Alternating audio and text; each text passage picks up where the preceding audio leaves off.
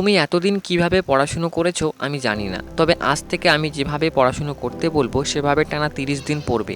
তারপরে দেখতে পারবে ম্যাজিক। পড়াশুনো শুরু করার আগে একটি ক্যালেন্ডার নাও এবং মার্ক করো তোমার পরীক্ষা কবে, আর আজ থেকে পরীক্ষা পর্যন্ত তোমার হাতে কতটুকু সময় রয়েছে।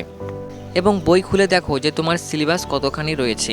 সেই হিসাবে একটি রুটিন তৈরি করো, আর এমনভাবে রুটিনটা তৈরি করবে যাতে তোমার পরীক্ষার 1 মাস আগেই তোমার সম্পূর্ণ সিলেবাস শেষ হয়ে যায়।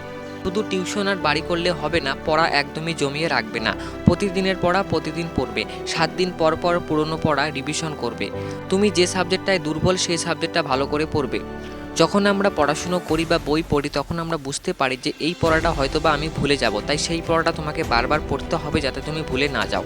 সকাল সকাল ঘুম থেকে ওঠার চেষ্টা করবে, নিজে নিজে বাড়িতে পরীক্ষা দিবে, টেস্ট করবে তুমি নিজেকে পরীক্ষার জন্য কেমনভাবে তৈরি করলে।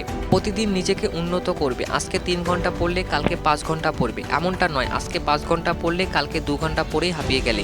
প্রতিদিন নিজেকে সামনের দিকে নিয়ে যাবে। এইভাবে কয়েকটা দিন পড়াশুনো করো। দেখা হচ্ছে নেক্সট ভিডিওতে।